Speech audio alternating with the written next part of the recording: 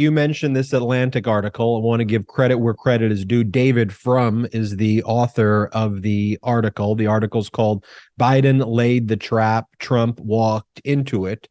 And the essential... I guess it was bad for me to recommend an article for people to read without giving the name of the article or the author. So that's my bad. Thanks for helping me out on that. That's why you have teammates, Jay. That's why you have a big brother, Jay. Big bro, and thank you. Essentially the thesis behind this article, and go read the full article though, is a hit dog will holler, that expression, which is that when he didn't say Republicans are bad people, he said fascists are bad people. He said we need to rid this country of political violence and election deniers. And when he said those things, who comes out of the woodwork? All of the Republicans. Oh, he offended me. He offended me. Yeah, because you're a fascist. If that speech offended you because you claim the 2020 election was stolen from Donald Trump, you're a fascist. If you believe that the insurrectionists is a form of legitimate political discourse, you're a fascist. When you call our FBI monsters and mobsters and vicious people, and that we should defund the FBI and that the Espionage Act should be repealed because Donald Trump's frail ego is broken when he stole our top secret, sensitive, compartmented information, look at yourself in the freaking mirror, because you, my friend, who is not my friend, are a fascist. You are a fascist. Yes, those are so all right. signs that you are a fascist. And then you have people like Nikki Haley who go on the Fox shows and she's like, all we're trying to do is not worry about our pronouns and just go to school without pronouns. Like, what are you even talking about with your Well, I don't even know what they're even referring to, these people. And did you see, Brett, the big concern that they now have on the radical right? And this is what they were talking about before, is that this is one of their conspiracies, that they go, public schools are providing litter boxes for our children who want to identify as cats. And if we as Republicans are brought into power, we will not allow the litter boxes to be placed into our public school. That is what these radical fascists are absolutely saying. Like those are their issues. I don't know what they're talking about. And Trump's on his failing social media platform in all caps. I did nothing wrong. You stole top secret. They're not even breath. They're not breathe. They're not. I got to do woosah. They're not. His argument is not even these personal documents. These are personal documents that belong to me. His document is stole them. His argument is I stole them, but I kept them in a cabinet and the FBI found them and they took a photograph of them on the floor with an evidence marker and it looked sloppy. I'll do you one better. His argument is finders, keepers, losers, weepers. Like that is the extent of the Donald Trump argument at this point. I mean, it's crazy. Let's face it. President Biden held a mirror up to MAGA fascists and they did not like what they saw. They did not like what they saw. They got called out on it.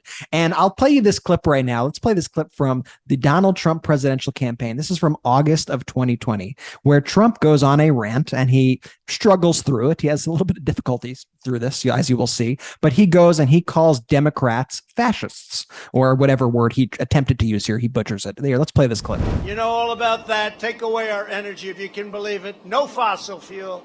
Destroy our Second Amendment, attack the right to life, and replace American freedom with left-wing fascism.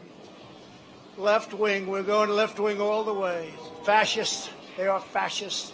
Some of them, not all of them, but some of them, but they're getting closer and closer. We have to win this election. But the proud people of Minnesota will not let this happen. Now, do you guys remember any sort of media outrage when this happened? Do you remember the endless news cycles about? Brad, I think they just called that a Tuesday. They called that a Tuesday or whatever date it is. I know it was August of 2020. But here's, the truth of it also is one of the reasons why it also wasn't a big deal is because nobody takes that seriously because everybody knows how silly it is.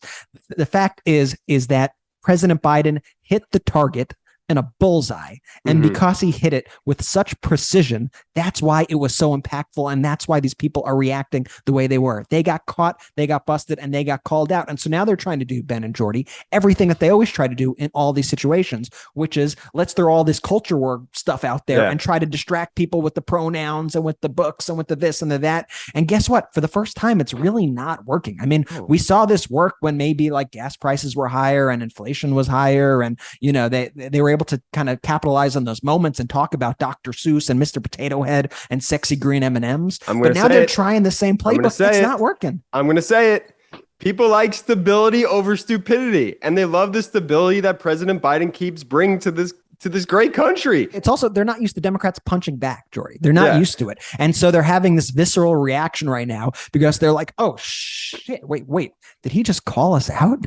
Did he just call us MAGA Republican? Did he just call us semi-fascists? What? Wait. We've just been allowed to do all this stuff and not get called out on it for years. And now all of a sudden, wait. Biden came in with proverbial left hook, and these MAGA Republicans have no idea how to react. They're dazed, they're hazed, they're confused. Exactly. Going back to Nikki Haley super quickly.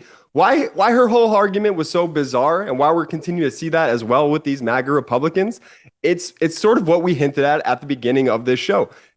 Donald Trump continues to be the leader of the Republican Party. Everything that Donald Trump has ever led in his life, whether it's Truth Social or any Trump organization, has failed miserably. And so once you don't have any good leadership at the top levels, the quote unquote employees, the folks under you, they're not going to know how to react and respond. They don't know the talking points anymore. And this is how you end up with kitty litter in kindergarten. It's bizarre. But more serious than that, Jordy, this is how you end up with a broken electricity grid in Texas, right? With the Republican governor. This is how you end up with no running water in Mississippi with a Republican governor, because Republicans generally have abdicated their full responsibility to what their job is to become weirdo podcast fascist hosts. And they focus so much on making up BS issues that they're not even rolling up their sleeves and doing the work at which they are hired to do. And Democrats are out there saying, here is what we're going to do, and here is what we did. Here are the policies that we've had. MeidasTouch is unapologetically pro-democracy. And look, we know you are too. So please make sure you check out our best-selling shirt and our best-selling gear, the unapologetically pro-democracy gear. And hey, while you're at it, make sure you check out my favorite shirt and one of our most famous designs. It wasn't rigged, you're just a loser. At store.meidastouch.com. That's store.meidastouch.com.